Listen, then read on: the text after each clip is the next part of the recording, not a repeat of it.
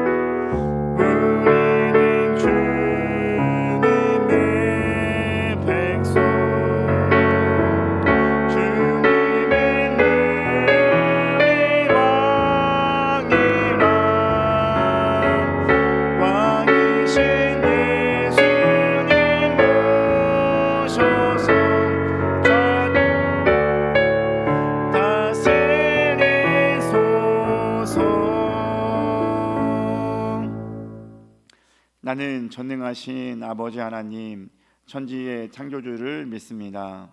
나는 그의 유일하신 아들 우리 주 예수 그리스도를 믿습니다.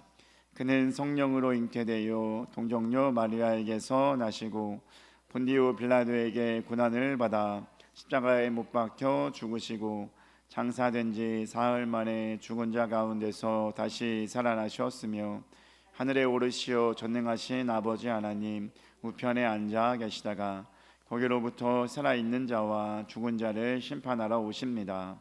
나는 성령을 믿으며 거룩한 공교회와 성도의 교제와 죄를 용서받는 것과 몸의 부활과 영생을 믿습니다. 아멘. 다 같이 앉으셔서 찬송가 37장 찬송하겠습니다. 찬송가 37장입니다.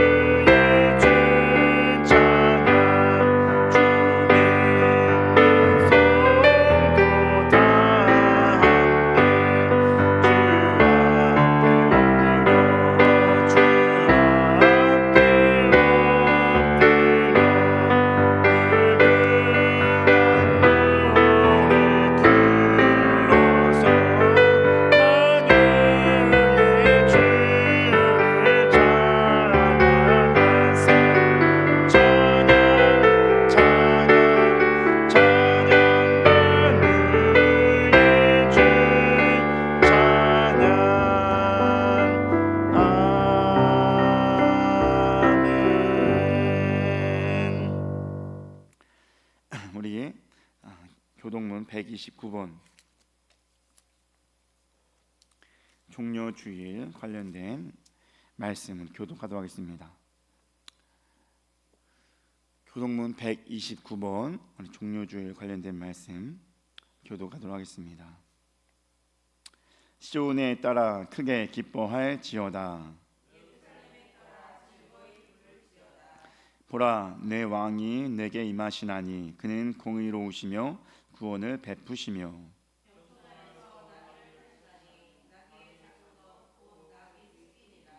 내가 에브라임의 병거와 예루살렘의 말을 끊겠고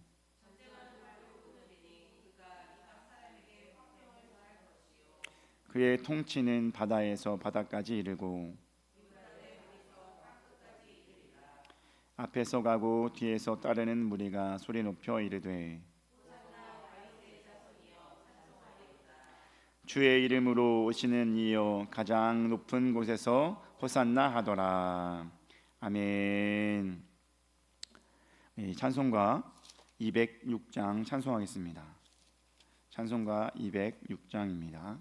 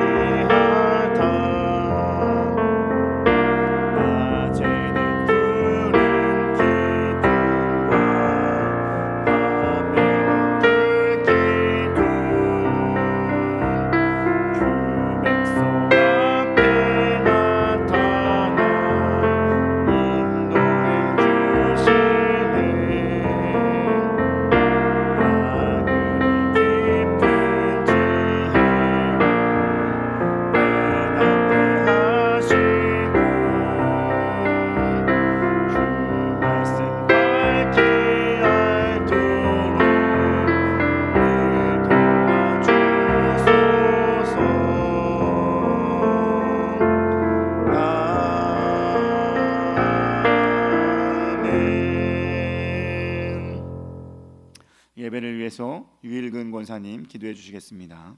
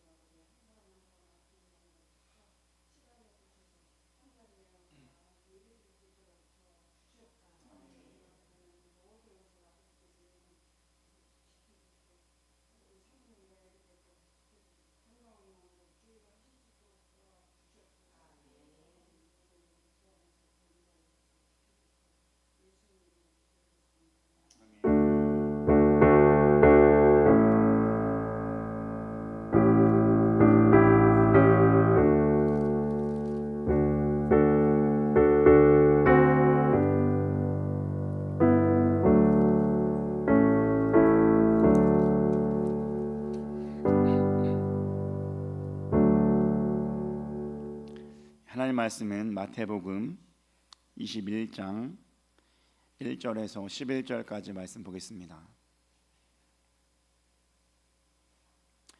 마태복음 21장 1절에서 11절까지 보겠습니다.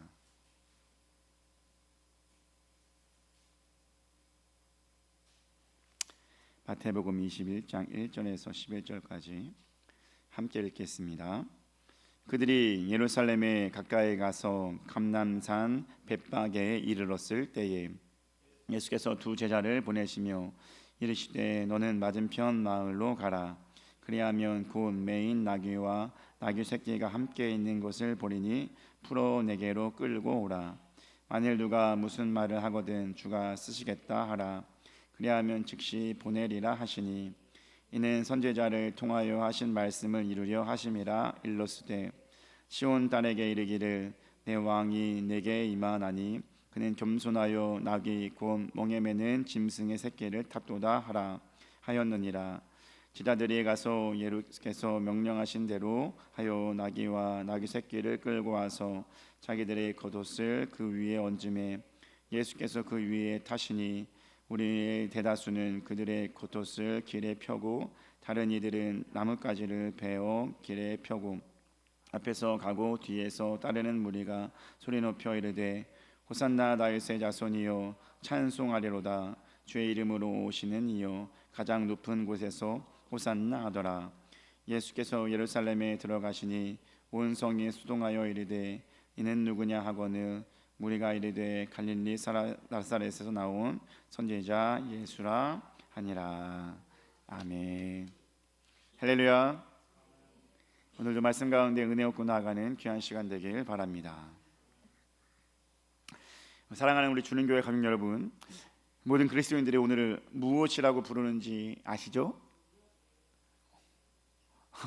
맞습니다. 종려주일. 종려주일 맞습니다. 네, 종려주일입니다. 여러분, 그런다면 왜 종려주일이라고 부르는지도 아십니까?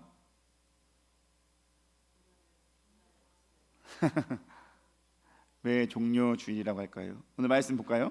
마태복음 21장 8절 말씀 함께 읽겠습니다. 무리가 대다수는 그들의 겉옷을 길에 펴고 다른 이들은 나뭇가지를 베어 길에 펴고. 마태복음 21장에 나오는 예수님께서 예루살렘에 입성하는 이야기에서는 나뭇가지를 베어 길에 폈다라고 했지 않습니까? 근데 이게 요한복음에는 정확하게 어떤 나무인지 나오게 됩니다. 요한복음의 말씀 한번 보겠습니다. 요한복음 12장 13절입니다. 함께 읽겠습니다. 종려나무 가지를 가지고 맞으러 나가 외치되 호산나 찬송하리로다. 주의 이름으로 오시는 이 곧 이스라엘의 왕이시여 하더라. 아멘. 마태복음에는 나뭇가지를 펴서 예수님의 예루살렘 입성을 환호하는 그런 상황을 요한복음에서는 분명히 말해줍니다. 어떤 나뭇가지요? 종려나무가지. 예루살렘에 입성하는 그때 사람들이 종려나무로 예수님을 맞이하고 환호했다라고 해서 종려주일이다라고 한다는 것입니다. 성경에선 사람들이 왜 종려나무로 예수님을 맞이했을까요? 종려나무 아무 이유 없는 건 아닐 거 아니에요, 그죠? 뭔가 이유가 있을 거 아니겠습니까? 네, 종려나무에는 좀 몇 가지 특징이 있는 것 같더라고 보니까. 첫 번째는 풍요와 안식을 상징하는 의미가 있다는 것입니다. 풍요와 안식. 거의 사막에 가까운 팔레스타인 지방에서 종려나무는 물이 많은 곳에서 자라나게 되는 나무였습니다. 즉 팔레스타인은 물이 많은 곳은 풍요로운 곳이었고 특히 종려나무에서 나오는 열매는 대추나무, 여러분 달콤하지 않습니까? 그런 대추나무 같은 달콤한 열매들이 맺히게 되었다는 것입니다. 그래서 구약의 이스라엘 백성들이 출애굽을 하는 가운데 어떤 땅을 보면서 와, 이 땅 가고 싶을까라는 마음이 들었겠습니까?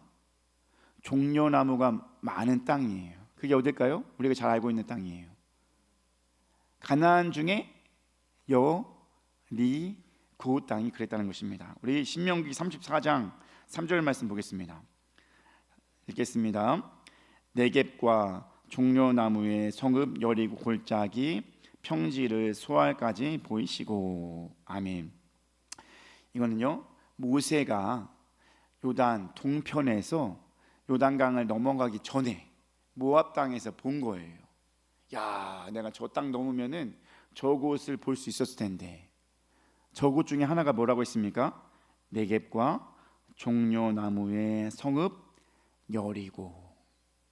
그것을 보면서 야 너는 더 이상 못 갈 테니까 저기 땅이 어떤지만 봐라 라고 하면서 하나님이 모세에게 준 것이었습니다. 이스라엘 백성들이 그렇게 가나안 동편에서 여리고 성을 다 보지 않았겠습니까? 저기는 물과 여러 가지 풍부한 자원이 있구나 라고 하면서 거기를 보면서 그리워하면서 빨리 그 길을 가야겠다 라고 소망했던 땅이 여리고 땅이었다는 것입니다. 거기는 풍요가 있었고 뭔가 안식이 될 만한 곳이 있었다라고 하는 것입니다. 그렇게 여러분 구약에서 모세와 그 이스라엘 백성들이 여리고를 보면서 풍성한 것을 보게 되었고 그 신약에 와서도 바뀌지 않았습니다. 신약에 와서도 여전히 여리고는 요단강 연편에 있잖아요. 그러니까 여러분 강 주위에 있는 거는 어쨌거나 되게 번성하게 될 수밖에 없어요. 그러니까 여러분 거기에 여리고, 신약에서 여리고 성하면 떠오르는 게 뭐예요? 누가 살았을까요? 삭개오가 살았습니다. 삭개오가 살고 있던 것이 여리고 성이었습니다. 여리고 성에 뭐가 있었어요? 새 관이 많을 수밖에 없었다는 것입니다. 왜냐하면 거기가 풍성하니까, 사람들의 왕래가 잦으니까, 사람들이 많으니까 세리들이 거기서 세금을 걷는 일을 하지 않았겠습니까? 여리고는 그만큼 구약에서도 신약에 와서도 풍성하고 훌륭한 도시였다라고 하는 것입니다. 거기에서 자라나는 나무가 뭐라고요? 종려나무였다는 것입니다. 여리고에서 풍성한 그런 은혜 안에서, 그런 좋은 환경 안에서 자랐다는 것이 바로 종려나무였어요. 그만큼 종려나무는 뭐라고요? 풍요와 안식을 이야기하고 있다는 것입니다. 두 번째는 종려나무는 불사조와 같은 사라지지 않는 정신을 뜻하기도 한다는 것입니다. 왜냐하면 종려나무는 줄기를 잘라내도 다시 잘 자라난다고 합니다. 그리고 그루터기 불로 태워도 다시 싹이 나는 그런 거의 불사조와 같은 나무라고 합니다. 그러니까 어떻게 해요? 유대인들은 헬라 시대나 로마 시대에 절대 사그러지지 않는 그런 굳건한 민족의 민족 정신을 뜻할 때 종려나무와 같다라고 이야기한다는 것입니다. 즉 불사조와 같이 사그러지지 않는 정신, 이런 뜻을 나타내는 것이 종려나무라고 하는 것입니다. 그리고 사람들이 예수께서 예루살렘에 입성하실 때 그런 종려나무를 맞이했던 것은 어떤 모습인 것입니까? 제가 의미했던 말했죠. 종려나무를 맞이하면서 예수님, 예수님이라고 해서 맞이하면서 뭐라고 의미하는 거예요? 호산나라고 하면서 그 의미는 뭐라고 했어요? 방금 종려나무의 의미, 당신이 오셨으니까 이제 이 땅 가운데 다시 풍요로워질 것이고 안식이 있을 것이고 그랬을 것이라고 믿습니다. 뭐 이런 것을 환호한 거 아니겠습니까? 왜 그럴 수밖에 없는 게, 당시에 이스라엘이 누구의 속국으로 있었습니까? 로마예요. 로마의 속국으로 있으면서 그 당시 다행히 로마는 종교적인 것을 잘 하라고 배려했던 그런 정책을 썼음에도 불구하고 속국 자체가 좋은 것은 아니었다는 것입니다. 힘들게 자라나는 그들에게 예수님은 당신은 이곳을 평화를 주시는 분, 안식을 주실 분, 다시 한번 우리 정신을 다시 살리실 분이라고 나타나면서 종려나무로 맞이하게 됐다는 것입니다. 무슨 말씀인지 알겠죠? 종려나무는 그냥 한 것이 아니라 그만큼 예수님을 환영하면서 그만큼 의미가 있었다는 것입니다. 오늘 그렇게 종려나무를 흔들면서 예수님의 예루살렘 입성을 맞이했던 그들의 마음속, 또한 성경 이야기 속에서 우리가 품고 지녀야 될 메시지가 분명히 있다는 것입니다. 이 말씀을 통해 우리 은혜 얻고 나가는 귀한 시간 되길 주님의 이름으로 축복합니다. 우리 뭐를 깨달아야 될까요? 여러분, 아까 예루살렘에 입성할 때 길에 종려나무를 펴며 맞이할 때 그들이 외쳤던 단어가 있었다는 것입니다. 그것이 무엇이었습니까?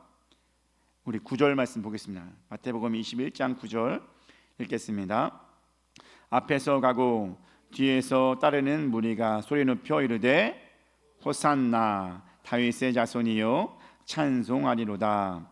주의 이름으로 오시는 이여 가장 높은 곳에서 호산나 하더라. 아멘. 그렇습니다. 본문에서 사람들이 예수님의 무엇을 부르며 어떻게 부르며 환영했다고 합니까? 호산나. 여러분, 호산나 어디서 많이 들어봤어요? 찬송 많이 들어봤죠? 호산나 호산나 호산나 높은 곳에서. 그러면 이거 아십니까? 어린 시절 이거 안 불러본 분 없으시죠? 다 불러봤죠? 이거는 그만큼 유명해요. 호산나 호산나. 우리 이거 되게 중요하고, 그 당시 우리가 노랬던 외쳤던 그런 호산나를 그 당시에 예루살렘으로 입성하신 예수님을 보면서 이스라엘 백성들이 호산나 호산나 이렇게 외쳤다라고 하는 것입니다. 그다음에 이 호산나, 우리가 찬양도 하고 우리가 외쳤던 이 호산나는 어떤 의미를 갖고 있을까요? 호산나, 여러분 그 뜻은요, 예수께서 예루살렘에 입성하실 때 종려나무를 깔았던 그들의 심리에 대한 기대감을 겉으로 표출했던 단어입니다. 그들의 기대감은 평화와 안식 이런 거였잖아요. 그리고 우리 정신 다시 한번 살려주시옵소서 라고 하면서 종려나무를 깔았고, 그들이 외쳤던 말은 호산나였다는 것입니다. 이 호산나는 뭐냐면요, 야쏴라는 단어와 나라는 단어가 합쳐져서 만드는 것입니다. 야쏴는 열려있다, 넓다라는 의미를 갖고 있는 단어지만 사역형으로 사용되어졌을 때는 구원하다 혹은 승리를 주다라는 의미를 갖고 있는 단어입니다. 구원하다, 승리를 주다. 그리고 나라는 단어는 뭐냐면 이제, 지금이라는 뜻이 있었어요. 그래서 지금 구원하소서 뭐 이런 뜻으로 옛날 성경에서는 썼습니다. 그런데 이것은 지금이라고 하기보다는 또 다른 뜻이 좋다라고 하면서 이 단어가 명령형 동사에 첨가되어서 있는 또 다른 뜻, 뭐냐면 바라건대 혹은 제발, 원컨대 라는 뜻으로 사용할 수 있다는 것입니다. 그래서 요즘에는 이 단어가 원컨대 구원하소서 라고 하는 의미로 사용되어지고 있다는 것입니다. 호산나는 뭐라고요? 원컨대 구원하소서. 아멘. 구원이 어쨌거나 호산나의 중요한 키포인트인 거예요. 구원해 주세요. 아멘. 여러분, 그 구원의 호소를 외쳤던 이 호산나, 이것을 오늘날 우리도 외쳐야 될 줄 믿습니다. 오늘 종려주의를 맞는 우리도 호산나 호산나 이 마음이 계속해서 있어야 될 줄 믿습니다. 하나님, 예수님 구원해 주세요. 우리를 구원해 주세요. 제발 구원해 주세요. 이런 외침이 이 종려주의를 맞는 우리에게 계속해서 있어야 될 줄 믿습니다. 당시 이스라엘의 회복을 위해서 이스라엘 백성들은 예수께서 예루살렘에 입성하실 때 종려나무를 깔아주고 호산나 환영했던 그런 모습을, 여러분 구원을 기대하는 마음이지만, 물론 이스라엘 백성들은 원했던 구원은 어떤 구원일까요? 삶의 구원이었을 거예요. 그죠? 아까 제가 말했죠, 그 당시 이스라엘 백성들이 어느 나라에? 로마의 속국으로 살면서 너무나 힘들었다라고 하는 것입니다. 그러니 우리를 보살펴 주세요, 회복시켜 주세요 라고 하면서 아마 호산나 호산나 라고 외쳤을 것입니다. 그런데 우리는 다릅니다. 우리가 불러야 될 호산나는 우리 삶의 구원을 위해 호산나가 되어야 될까요? 우리는 영혼을 살리는 일에 외치는 호산나가 되어야 될 줄 믿습니다. 물론 우리나라 역시도 그 옛날에는 이런 것을 부르짖을 수밖에 없는 상황이 있을 수 있었습니다. 삶이 힘들었을 때 있었죠. 우리나라가 정말로 이 땅 가운데 들어와 가지고 가장 어려운 시기를 겪은 것이 무엇입니까? 일제 강점기. 그렇죠? 일제 강점기 때는 얼마나 힘들었겠습니까? 일본의 통치를 받아서 천황 숭배를 해야 됐고, 그때 얼마나 사람들이 외쳤을 거예요. 뭐라고 외쳤을까요? 그 당시에도 호산나를 외쳤지 않겠습니까? 구원해 주세요, 구원해 주세요, 하나님 우리를 구원해 주세요. 이렇게 살 수 없습니다. 이렇게 막 구원의 노래를 부르면서 나아갈 때가 분명히 있었을 것입니다. 그냥 그렇게 선조들의 구원의 노래를 불렀기 때문에 오늘날 이 한국 땅에 온전한 평안이 있는 줄 믿습니다. 여러분 그렇게 믿습니까? 구원의 복음이 일제 강점기를 뚫을 수 있었을 줄 믿습니다.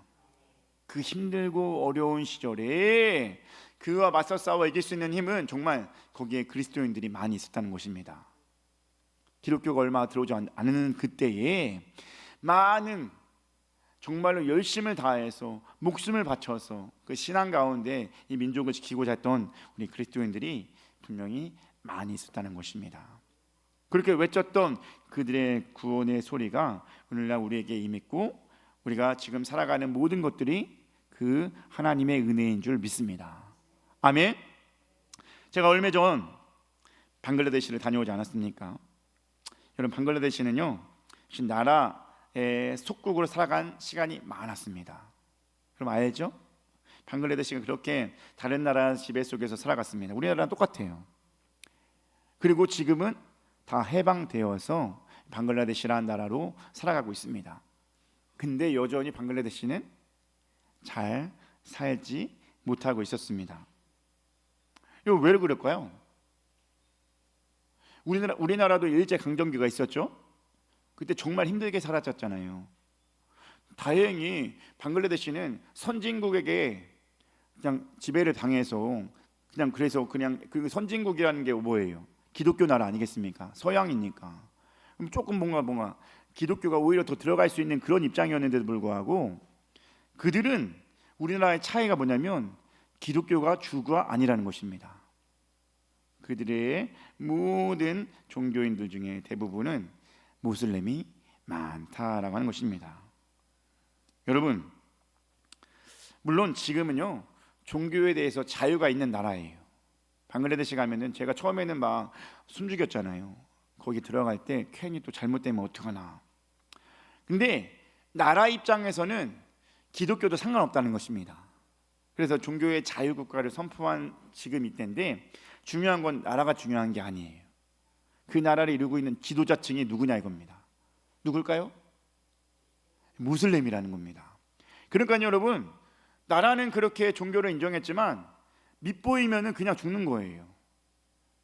그들의 지도자층이 다 무슬림이기 때문에 그들이 잘못되면 그들이 어렵게 될 수도 있는 상황이 될 수 있는 것이 기독교인들이었다는 것입니다.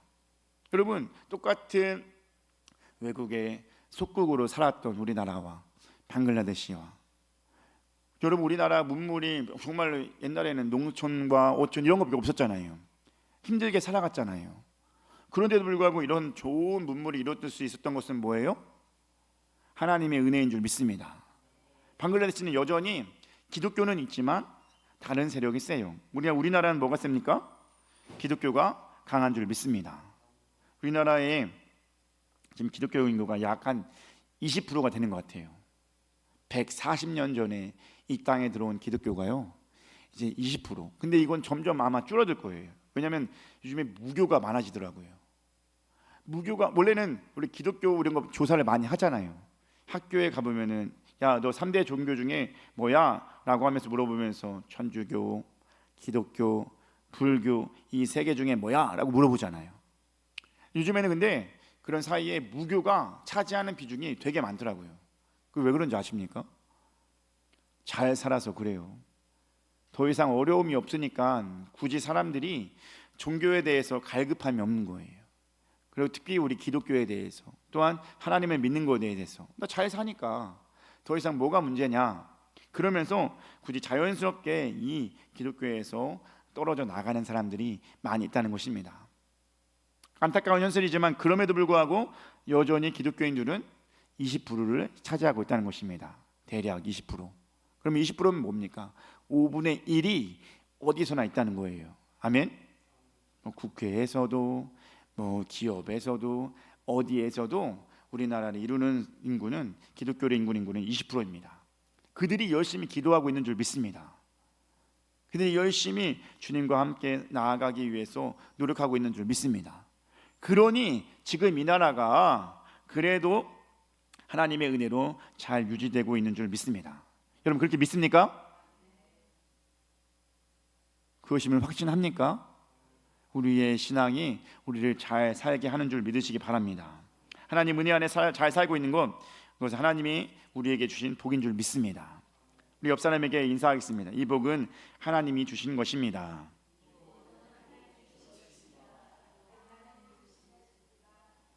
아멘. 믿습니까? 지금 여러분 누리고 있는 복이 있어요. 그죠? 충분한 누리고 있는 복. 잘 살고 있어요. 진심으로 우리가 그 옛날보다 경제적 성장을 이루고 있고 정말 잘 살고 있습니다. 이 복은 누가 주신 거라고요? 하나님이 주신 거예요. 우리가 일군 게 하나도 없습니다. 너무나 중요한 거예요. 하나님이 주셨으니 이 복을 주신 하나님. 그렇기 때문에 우리는 그 당시에는 계속해서 하나님의 은혜로 이곳이 잘 살게 되었다는 것입니다. 근데 중요한 건 지금 뭐예요? 지금 하나님이 복을 주셔서 이 땅을 잘 살게 했더니 아까 제가 말했죠? 사람들은 점점 어떻게 됐다고 말하고 있습니까? 그 신앙의 열정이 조금씩 사그러들기 시작했다는 것입니다. 여러분 그렇지 않습니까? 그 옛날에는 막 주님 아니면 살 수 없어요. 그죠? 주님 벗어나면 난 죽어. 그래서 막 신앙의 열정을 태우고 그 일제강점기에서 자기 목숨을 버리면서 정말 순교했던 사람들도 많았다는 것입니다. 그리고 그 다음에 여러 가지 시대가 있었지 않습니까? 전쟁도 있었고 여전히 유교 사회에서 우리는 계속해서 제사나 이런 것을 드리고 있고, 그런데도 불구하고 우리 기독교인은 그 옛날 신앙을 잘 지켜가면서 열심히 싸웠다는 것입니다.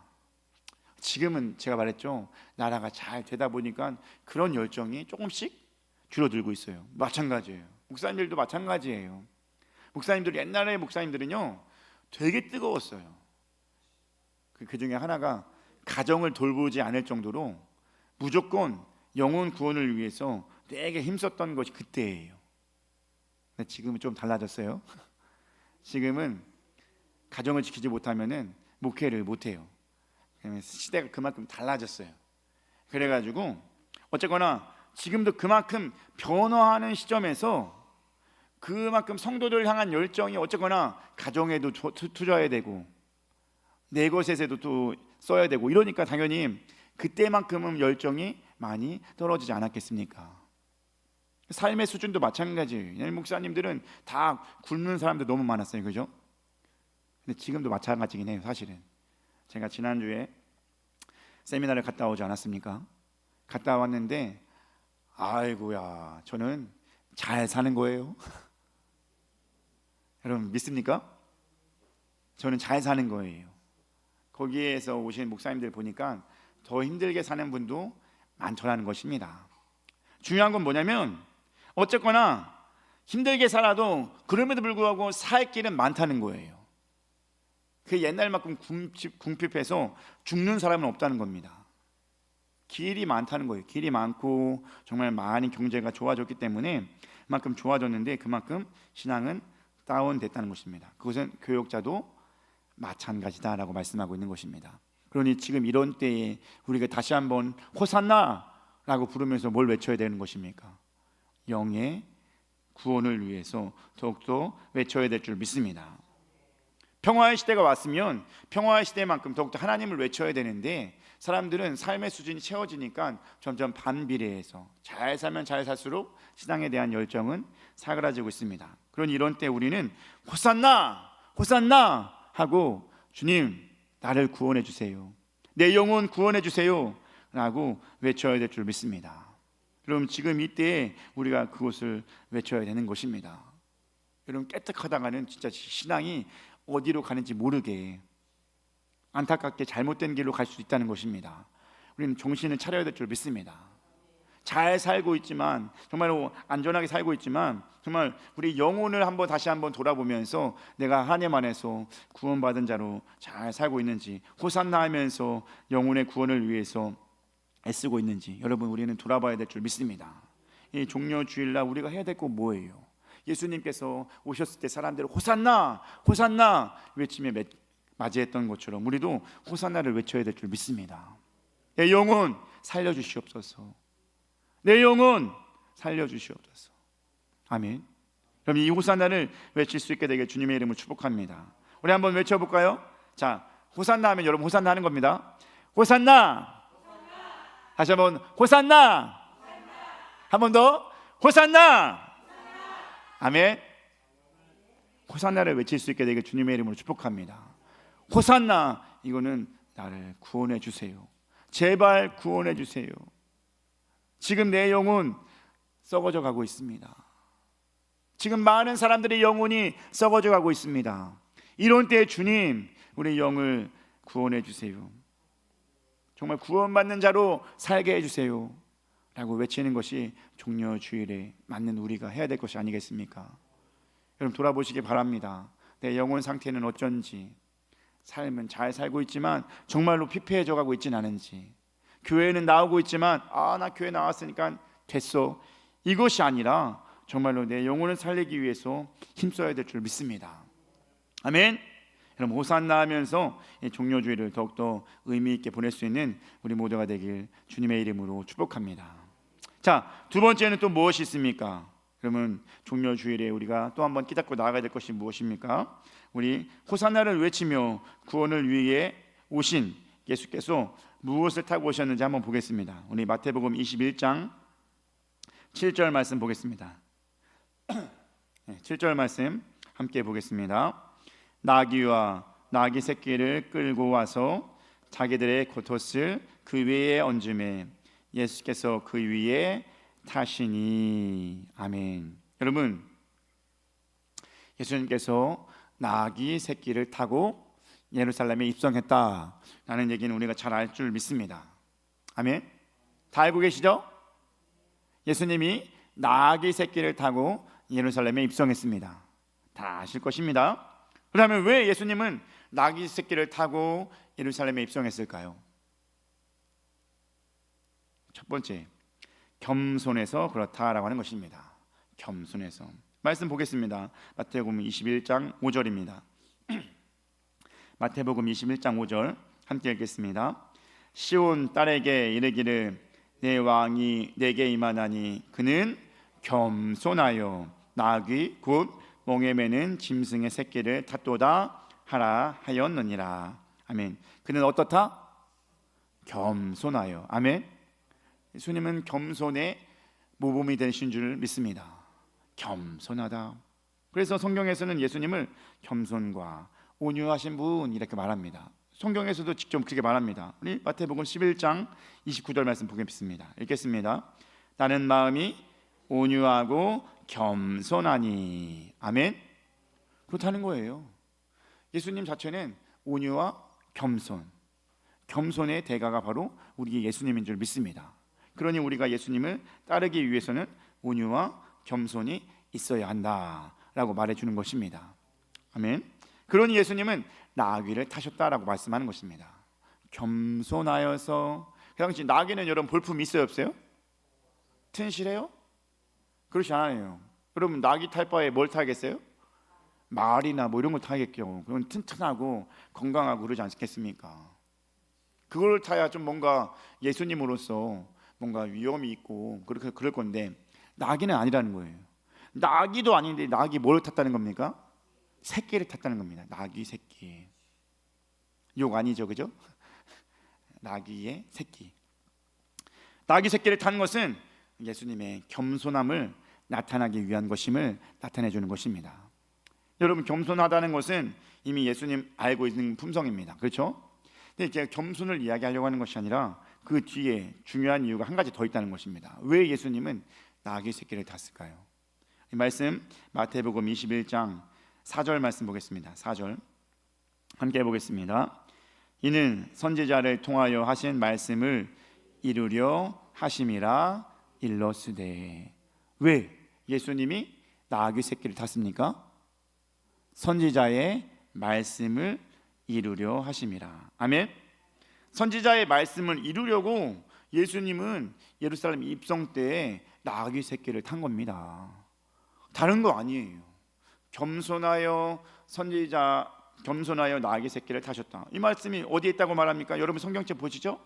거기에는 이렇게 표시가 나와 있을 거예요. 그럼 여러분 뭐라고 표시 나와 있어요? 성경책 보면은요, 여러분 이 부분이 어디에 관련된 말씀이다라는 말씀이 있을 거예요. 어디에 써 있습니까? 스가랴 9장 9절 말씀. 이 스가랴 9장 9절 말씀에 이와 관련된 말씀이 있다라고 해서 여러분 성경에 보면은 표시가 되어 있어요. 그러니까 이것을 보는 거예요. 스가랴 9장 9절 도대체 뭘까? 한번 스가랴 9장 9절 말씀 보겠습니다. 함께 읽겠습니다. 시작. 시온에 따라 크게 기뻐할지어다. 예루살렘에 따라 즐거이 부를지어다. 보라, 내 왕이 내게 임하시나니 그는 공의로우시며 구원을 베푸시며 겸손하여서 나귀를 타시나니 나귀의 작은 것 곧 나귀 새끼니라. 아멘. 스가랴의 말씀에, 선지자의 말씀에 분명히 말합니다. 예수님은 뭘 탄다고요? 겸손하여 나귀 새끼를 타게 될 것이다. 이 말씀을 이루려고 예수님은 뭘 한 것입니까? 나귀 새끼를 탄 겁니다. 다른 거 아니에요. 예수님이 그거 하셨던 것은 성경의 말씀을 이루기 위해서 그렇게 나가신 것입니다. 근데 여러분, 예수님의 모든 행보를 봤을 때 모든 것이 다 성경의 약속을 이루기 위해서 행하셨다는 것을 믿고 나아갈 수 있게 되길 주님의 이름으로 축복합니다. 예수님이 태어나신 것도 아멘, 예수님이 잘하신 것도 아멘, 예수님이 행하신 것도, 예수님이 나귀 새끼를 타신 것도, 또한 예수님이 이제 오늘 종려 주일이고 5일 지나면 뭐가 일어나요? 부활절? 5일 뒤 5일 뒤 금요일 말하는 거예요.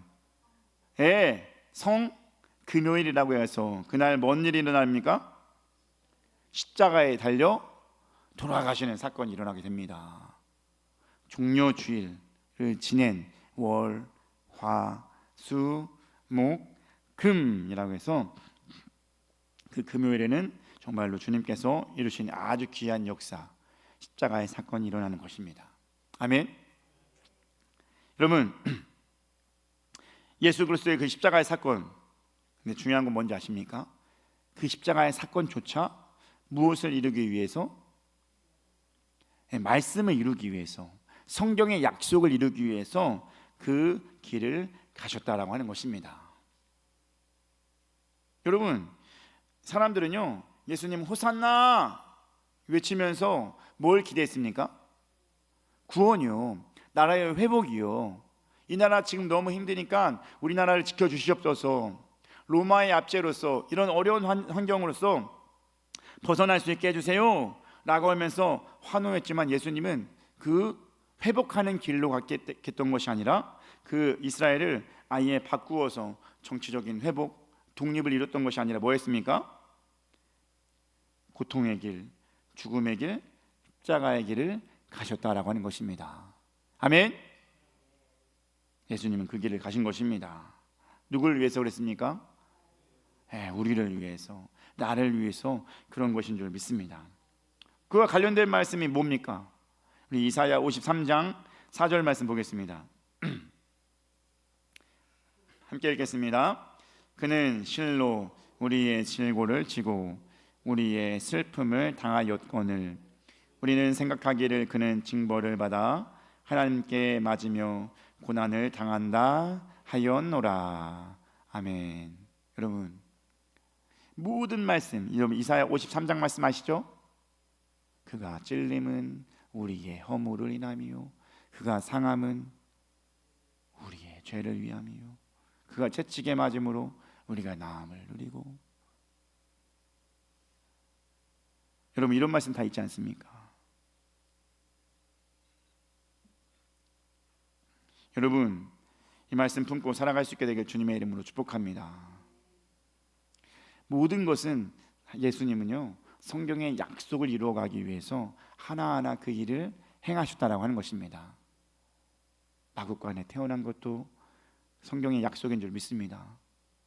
그 자라나신 것도, 그가 예루살렘에 입성할 때 나귀를 타신 것도, 또한 십자가를 지신 것도, 그리고 십자가를 지신 다음에 또 무엇도? 부활도 다 성경의 약속인 줄 믿습니다. 아멘. 그리하여서 이번 주간에 이루어질 약속은 다 예수님의 그 뜻대로, 하나님 뜻대로 약속을 성취하신 분이 우리 주 예수 그리스도인 줄 믿습니다. 금요일 날 십자가에 달려 돌아가지 않았습니까? 여러분, 종려 주일 예수님께서 예루살렘에 입성하신 것은 다른 이유가 아닙니다. 성경의 약속을 이루기 위해 그 길을 가신 것입니다. 아멘. 그리고 끝내는 그 거룩한 십자가를 지셨습니다. 그것이 오늘 이번 주 금요일 이루어지는 사건인 것입니다. 예수님의 우리의 구원을 이루기 위한 길을 완성해 놓으셨습니다. 아멘. 십자가에 달려 돌아가셨던 것, 그거는 뭘 위해 돌아가신 거라고 말씀합니까? 우리의 죄, 우리를 뭐 하기 위해? 구원하시기 위해. 우리가 호산나 외쳤지 않습니까? 호산나! 그렇게 주님 나를 살려주시옵소서, 구원해 주시옵소서라고 외쳤지 않습니까? 그것을 이루기 위해서 예수님은 십자가에 달려 돌아가시게 된 것입니다. 아멘. 그렇게 완성하신 거예요. 부활을 위해서 완전히 완성된 겁니다. 우리는 그 십자가 안에 있을 때 그 구원과 부활을 이룰 수 있을 줄 믿습니다. 그렇다면 무엇입니까? 이제 우리의 차례라고 생각해야 되지 않겠습니까?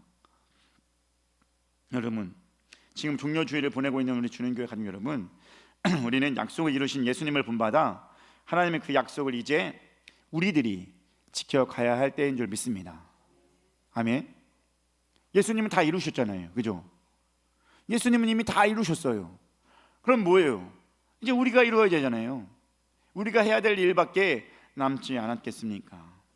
우리가 해야 될 일은 무엇이겠습니까? 우리 말씀 한 구절 보겠습니다. 마태복음 16장 24절 읽겠습니다. 이에 예수께서 제자들에게 이르시되 누구든지 나를 따라오려거든 자기를 부인하고 자기 십자가를 지고 나를 따를 것이니라. 아멘. 아멘. 여러분, 우리가 예수님을 따르는 분 맞죠? 예수님으로 인하여서 구원받는 사람 맞죠? 영혼을 구원받고 삶에서도 구원받고, 우리 안에 그렇게 구원받는 자의 모습으로 예수님을 따라가는 자가 바로 우리인 줄 믿습니다. 그런 우리가 해야 될 게 뭐냐고 말하는 것, 해야 될 것이 무엇이라고 말씀하고 있는 것입니까? 십자가를 지고 따라가는 것입니다. 우리가 해야 될 것은 그거밖에 없어요. 하나님, 예수님은 다 이뤘으니까 우리는 그 예수님이 지신 십자가를 들고 나가는 것입니다. 예수님을 따르는 것입니다. 여러분, 십자가는 무엇입니까? 복음입니다. 아멘. 한번 따라하겠습니다. 십자가는 복음이다. 다시 한번, 십자가는 복음이다. 아멘. 여러분, 우리가 십자가를 든다는 것은 복음을 지고 나아가는 것입니다. 나를 위해 구원해 놓으신 모든 일을 마치신 그 예수님의 은혜가 있다면 그것을 알고 나아가는 우리는 뭐예요? 복음을 들고 나아가야 될 줄 믿습니다. 우리는 복음을 들고 복음을 위해 살아가야 될 줄 믿습니다. 옆 사람에게 인사하겠습니다. 복음을 들고 복음을 위해 살아갑시다. 아멘. 이게 성경의 약속을 이루어간 우리의 태도인 줄 믿습니다. 우리가 해야 될 일이잖아요. 이제 우리가 그 일을 감당해야 되잖아요. 예수님께서 우리를 위해서 돌아가셨고 그 일을 이루셨다면 이제 우리 차례인 줄 믿습니다. 그것이 바로 복음을 위해 살아가는 것입니다. 오늘날 이 땅 가운데 복음을 모르고 살아가는 사람들이 많습니다. 그래서 나 구원받았으니까 됐어, 나 예수 믿어서 구원받았어, 이걸로 만족하지 마시고 그 복음을 위해서 힘써야 한다는 것입니다. 그렇게 살라고 지금 예수님께서 말씀하지 않습니까? 야, 니네 나 따라오려거든 십자가 들고 와, 십자가 들고 와야 돼 라고 이렇게 얘기하고 있는 것입니다. 여러분, 그 십자가 복음을 들고 복음을 위해 살아갈 수 있게 되길 주님의 이름으로 축복합니다. 그래서 오늘 하는 것이 무엇입니까? 복음을 나눠주려고 하는 겁니다. 조금이나마 그 일을 잘 감당해 보고자. 아멘. 혼자 하려면 어렵잖아요, 그죠? 하지만 다 같이 가면 할 수 있는 거 아니겠습니까? 그래서 제가 지난주에도 미리 말했잖아요. 계란을 왜 부활절이 아니라 지금 나눠줍니까? 복음의 그때에, 부활의 그때에 올 수 있는 자는 오라고 말씀하는 거 아니겠습니까? 여러분, 이걸 생각하면서 우리는 늘 복음을 위해 살아가고 복음을 전하면서 살아갈 수 있는 자가 되어야 될 줄 믿습니다. 제 말씀을 정리합니다. 종료주일 우리를 위해 이 땅에 오신 구원자 누구? 호산나 예수님. 아멘. 우리를 구원하신 분이 호산나 예수님인 줄 믿습니다. 내 영도, 내 삶도, 내 정신도, 영혼육을 다 살릴 수 있는 분이 예수님인 줄 믿습니다. 특히 우리는 무엇을 위해? 영의 회복을 위해 우리는 나아가야 될 줄 믿습니다. 또한 그 예수님은 우리 영의 회복을 위해 정말로 뭘 했다고 말했습니까? 성경의 약속을 다 이루셨습니다. 십자가의 길을 가셨고 그 십자가를 지셨습니다. 이제 누구의 차례입니까? 우리 차례인 줄 믿습니다. 우리가 그 십자가를 지고 나아가야 될 때인 줄 믿습니다. 여러분, 그리스도인의 이름에 안주하지 마시고 그 이름의 무게를 늘 품고 복음을 위해 더 헌신하며 그리스도인의 합당한 자로서 나아갈 수 있게 되길 주님의 이름으로 축복합니다. 내가 그리스도인의 합당한 자인지 늘 품고 오늘 종려 주일을 보내면서 더 합당한 모습을 나타낼 수 있는 우리 모두가 되길 주님의 이름으로 축복합니다. 기도하겠습니다. 사랑의 하나님, 감사합니다. 귀하고 복된 이 시간, 특별히 종려 주일 예배를 맞이하여서 예수님의 예루살렘 입성 사건을 보며 말씀을 나누었습니다. 예수님을 맞으며 사람들이 외쳤던 메시지, 호산나, 우리를 구원해 주소서라고 하는 이 메시지가 오늘날 우리에게도 계속해서 울려 퍼질 수 있게 하여 주시옵소서. 또한 호산나를 외치는 우리 가운데 해야 될 일이 있는 줄 믿습니다. 예수님은 모든 성경의 약속을 다 이루기 위해서 그 일을 완성하셨습니다. 그리고 이번 주 금요일 날은 그 일을 위해 십자가에 달려 돌아가셨습니다. 돌아가시게 될 것입니다. 주님, 그 모든 약속을 이뤘던 예수님의 그 모습을 보면서 우리도 따르며 살아갈 수 있게 하여 주시옵소서. 십자가를 지고 복음을 위해서 복음을 전하면서 나아갈 수 있는 우리 주는교회 모든 가족 될 수 있게 하여 주시옵소서. 모든 것 주님께 맡겨오며 사랑이 많으신 예수님의 이름으로 기도드리옵나이다. 아멘.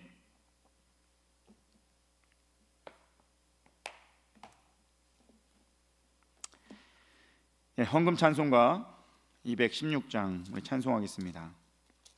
216장입니다.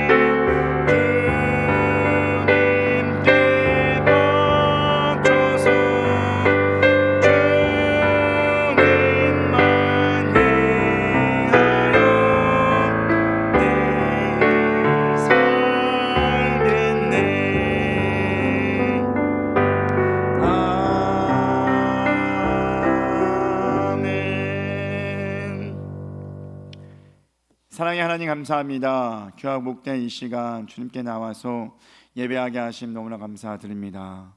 특별히 종려 주일로 주님의 예루살렘 입성, 다른 것이 아니라 고난을 위해 우리의 구원을 완성하기 위해 오신 그 예수님을 생각하면서 우리가 의미 있게 십자가를 묵상하면서 십자가의 복음을 들고 오늘 살아갈 수 있는 우리 될 수 있게 하여 주시옵소서. 또한 예배를 드리며 주님께 나온 우리 모든 성도들이 그냥 오지 않고 주님께 귀한 예물을 드렸습니다. 감사 헌금과 11조와 또한 주정 헌금과 여러분 선교물 모든 것 하나하나에 또한 생일 감사 헌금까지도 주님 받아 주시옵고 하나님의 은혜 안에서 귀하게 쓰임 받는 귀한 예물 될 수 있게 하여 주시옵소서. 예물 하나하나에 그 기도 제목에 있는 줄 믿습니다. 그 기도 제목이 주님 응답되어 줄 수 있게 하여 주시옵소서. 우리 하나님 전능하신 하나님인 줄 믿습니다. 그 하나님의 능력 우리가 알고 있사오니 그것을 믿고 그 믿은 대로 정말 응답 받으면서 살아갈 수 있는 주는 교회 모든 가족 될 수 있게 하여 주시옵소서. 이왕이면은 정말 영혼의 복을 받고 물질의 복을 받을 수 있게 하여 주시옵소서.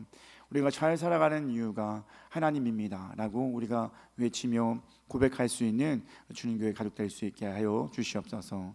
놀라우신 주님의 은혜가 매일같이 우리를 덮을 수 있게 도와주시옵고 우리 하루하루를 기쁨으로 살아갈 수 있게 하여 주시옵소서. 사랑에 많으신 예수님의 이름으로 기도드리옵나이다. 아멘.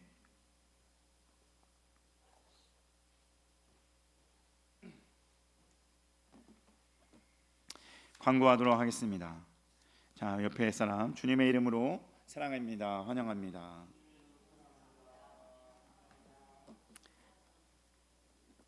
사랑합니까? 환영합니까? 네, 주님의 이름으로 사랑할 수 있게 되길 주님의 이름으로 축복합니다. 오늘은 종려 주일입니다. 종려 주일 잘 알았죠? 어떤 의미가 있고 어떤 마음이 있는지, 어떻게 생각하면서 우리가 한 주를 보내야 되는지, 물론 그 외에도 여러 가지 의미도 있습니다. 오늘 제가 여러분과 나눈 이 말씀 기억하면서 한 주간도 승리 있게 승리하며 나갈 수 있게 되길 주님의 이름으로 축복합니다. 아직까지 부활절 되기 전까지는 사순절 기간이에요. 그래서 사순절 기간 동안 계속해서 의미 있게 보내시고, 특별히 이번 주 금요일은 뭐예요? 성금요일.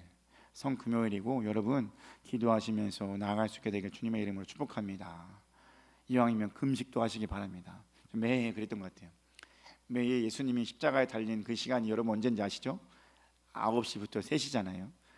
이때는 나도 좀 금식해보자 라고 하면서 다른 날은 안 하지만 그 한 끼는 항상 금식했던 것 같아요. 9시부터 3시까지는 내가 그래도 주님의 고난을 생각하면서 그냥 입에 대지 않으리라 라고 생각하면서 지냈던 것 같습니다. 여러분 계속해서 그 금요일을 의미 있게 보내시기 바랍니다. 이번 주간도 여러분 의미 있게 보내시기 바랍니다. 우리는 그 의미를 담아서 오늘 오후 예배에 뭐 한다고 했습니까? 계란 나눠주는 일을 할 겁니다. 이 동네 사람들, 여러분들 아는 사람들에게 전하면서 하나님의 복음을 전하기도 하고, 또한 그 전하는 것은 뭐예요? 주는 이유는 부활의 그 복음에 참여합시다 라고 하면서 사람들을 전도할 수 있는 길이 열리기 위해서 하는 것입니다. 알겠죠? 오후 예배 시간에 우리 그 일을 감당하여서 나아가는 시간 갖도록 하겠습니다. 좀 이렇게 사람들 나누면은 금방금방 잘 될 것 같습니다. 자, 다음 주일은 부활주일 예배이기 때문에 전성도라고 해봤자 우리 주일학교와 우리 어른들인데, 주일학교와 어린들 예배를 같이 하여서 11시 예배에 부활의 예배로 함께 우리 드리도록 하겠습니다. 자, 아픈 성도와 교회를 위해서 계속해서 중보 기도해 주시기 바랍니다.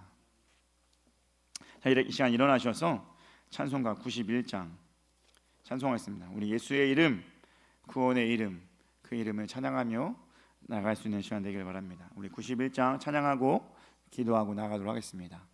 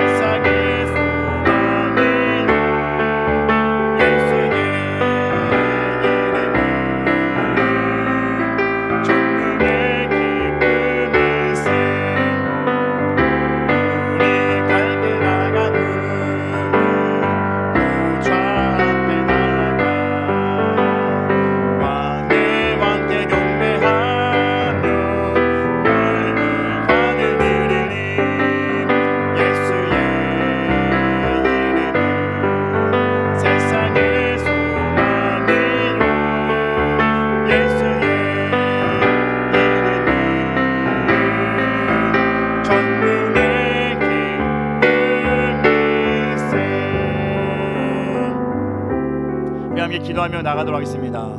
예수의 이름 구원의 이름인 줄 믿습니다. 우리를 살리실 호산나, 우리를 구원하실 분이 바로 예수님인 줄 믿습니다. 그 예수님 이름 안에서 예수의 복음을 들고 복음을 전하며 우리가 예수의 복음 안에서 십자가 안에서 온전히 살아가며 승리의 신앙인을 될 수 있게 해달라고, 우리가 주는 교회 모든 가족이 그런 멋진 그리스도인 복음을 들고 살아가는 귀한 그리스도인 될 수 있게 해달라고 주여 한번 외치고 기도하며 나가도록 하겠습니다. 기도하겠습니다. 주여, 사랑의 하나님 감사합니다. 귀한 이 시간도 주님과 나와서 함께 예배하게 하신 너무나 감사드립니다. 오늘 종료 주일에 주님께 나와서 예배하게 하고 주님 말씀 전하고 말씀 듣게 하신 너무나 감사드립니다. 오늘 나의 이 땅 가운데서 우리가 외쳐야 될 것은 무엇입니까?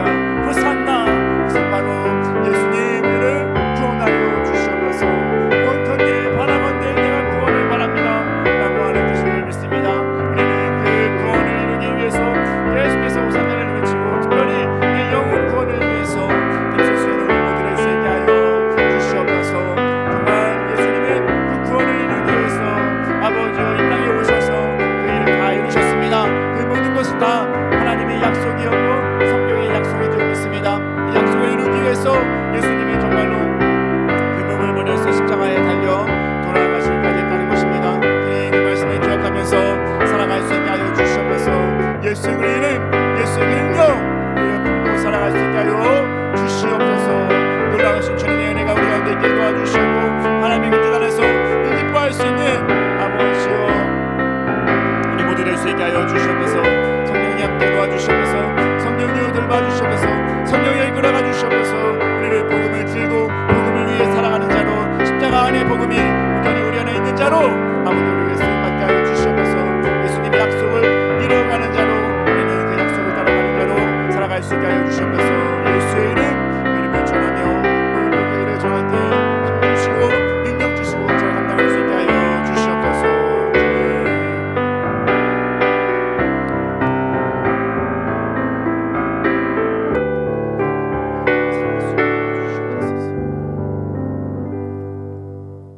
사랑의 하나님 감사합니다. 오늘 거룩한 주의 날, 특별히 종려 주일에 주님께 나와 예배하게 하심 너무나 감사드립니다.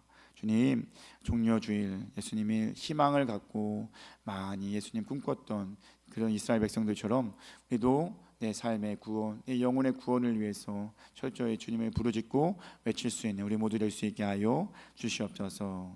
특별히 예수님은 이미 성경의 약속을 다 이루어 가셨습니다. 그 약속을 따르며 우리도 이어갈 차례임을 우리는 깨달을 수 있게 하여 주시옵소서. 그래도 예수님의 그 주신 그 십자가를 들고 복음을 위해 복음을 나누며 살아갈 수 있는 우리 주는 교회 모든 가족 될 수 있게 하여 주시옵소서. 이제는 우리 주 예수 그리스도의 은혜와 하나님 아버지 그 크신 사랑하심과 성령님의 감화 감동 통하심이 이제 말씀 따라서 종려주를 의미 있게 보내고 이 한 주간도 예수님의 그 십자가를 품고 복음을 위해 살아가고자 하는 주는 교회 가족 위에, 그 가족의 공동체 위에, 이 나라와 이 땅 위에 영원히 함께 하시기를 간절히 축원하옵나이다. 아멘.